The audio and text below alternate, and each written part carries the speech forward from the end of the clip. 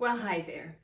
My name is Spiwa Jefferson, and today we are talking about one thing that you can proactively do about your weight as we head into the Christmas holidays. Most people would not consider me overweight. I don't consider myself overweight, but some medical charts would suggest that I might not be overweight, but I might be an inch or two too short for my weight. This brings me to a critical point before we begin. Be conscious about what you tell yourself about your weight. Out there is so much pressure on all of us to lose weight, lose weight, lose weight. On the other hand, you see an increasing amount of publicity around eating disorders and a backlash against body shaming and the growing notion, which I happen to agree with, that regardless of your height, there is no one right weight range. So if you are in the habit, if you have established a mental habit of telling yourself that you are less than, that you are too this or too that, and you would only be perfect if you lost this or that part of yourself, stop. Stop and define your ideal weight for yourself and not against some external barometer. What weight range do you feel best at? Where do you feel most healthy? Where do you want to be regardless of what other people might say? I happen to subscribe to the notion that you are perfect as you are right now. So as we enter the holiday season, don't carry years of your past yoke with some, burden that somebody put on you that you have to lose weight. Maybe you just need to leave it and try and keep it where it is. I have a lot of friends who have said to me over the years, "Oh, you're so lucky. You never gain weight." They look at me as if I have some magic divine blessing that renders my body immune from the consequences of overeating. My personal truth is that I have been actively managing my weight for more than 30 years. And I don't mean I went on a diet 30 years ago. I mean I have been actively watching my weight and managing it week by week for most of the past 30 years. I have personally found that I have gained a few pounds every year for one reason or another. In 2 of those years, I had 2 babies, and the weight just fell off except for the last 10 pounds after each child. I had a lot of friends who told me that you don't lose the last 10 pounds. And what I learned is that those last 10 pounds do not fall away by themselves. So if I hadn't worked out how to lose weight, I wouldn't be able to shed them. That is true of the few pounds I gained every Thanksgiving and every Christmas through New Year. If I didn't learn how to lose 5 pounds, I wouldn't be able to lose 10. If I didn't want to fight to lose 25 pounds, I needed to learn how to lose 5. If I could lose 5 pounds, I could successfully manage my weight for 1, 5, 10, 30 years, and that is what I have done. So here's my story. My grandmother was a tiny bird of a woman. I am from Zimbabwe, and in my language, which is Shona, the word for grandmother is Mbuya. And my maiden name is Moyana, so we called her Mbuya Moyana, Grandmother Moyana. In my culture, we also had a healthy fear of our elders.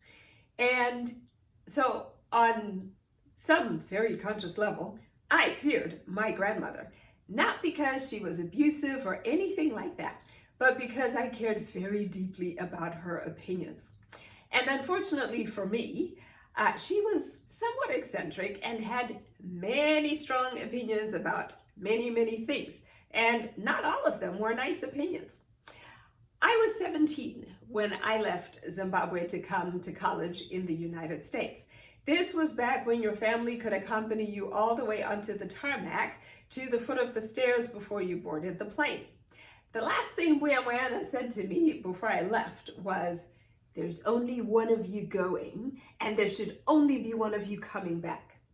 Now, to this day, I don't know if she meant I shouldn't gain weight or if she meant I shouldn't get pregnant. But since she already thought I was overweight when I left for college, I decided to just avoid both. So imagine my shock when sometime during my sophomore year, my homegirl came to visit, took a picture of me standing with her boyfriend and sent it back to me with some comment on the back of it about how I look like a piglet. Yes, Cynthia, that was you. In looking at that picture, I was shocked to realize that I had gained weight, and it turned out to be 25 pounds in my freshman year. And worst of all, I hadn't even noticed the weight gain. In my head, I just decided that my clothes were shrinking in the dryer, and I developed an affinity of big sweaters and pants and skirts with elastic waistlines. I was accommodating all this weight and didn't even notice because my denial was so great. It took a friend who loved me enough to tell me the truth, and even then, she wasn't very diplomatic about it, right? And 25 pounds might not be a lot of weight to some of you, but the truth is, I am only 5'2". I realize I look a lot taller, but there you have it. And so 25 pounds for me was a lot because at my height, about 5 pounds equals one dress size.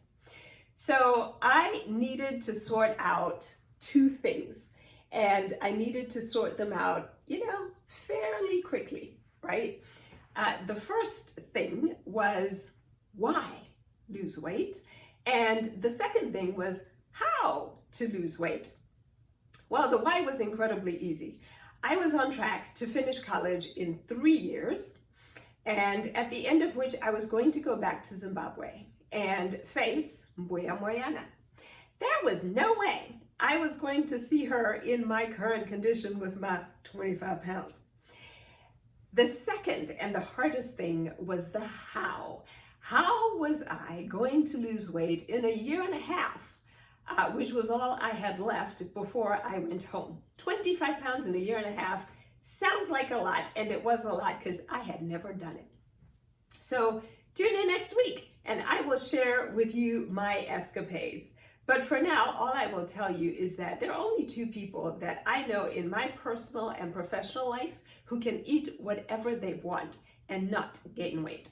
For most people, including the skinny people in my life, that is not true. So if you are not blessed with a super metabolism that burns everything you wish to eat, you fall into the same category with most of the rest of us. Managing your weight begins with a single determined choice. So over the next couple of weeks, as we journey into and through the holidays, we will be talking about ways that you can manage your weight not with your mouth, not with your body, but with your mind. Start this week with the 5-minute, 5-day reflections. Mindfulness isn't going to solve your problems, but it will give you tools to manage them more effectively, including whatever battles you have with your weight. Leverage the most powerful computer ever created, and that is your mind. I encourage you to apply it to every challenge that you have in your life, including your weight. And actually, I misspoke. We're not going to talk about this next week because next week is the first week of the month, and so we are going to have a guided meditation installment next week. So I promise you though, if you watch the video, not for next week, do your guided meditation next week, but for the week after, we're going to be talking about weight some more. And you can giggle at my expense because I will be regaling you with all the ways that I tried to lose weight. Some of which were successful, but boy, it was a pretty rough start and a pretty rude awakening at the time, as I recall. So be cheerful, take heart, it can be done. And until we talk again, this is Biwa saying, be mindful and Be well.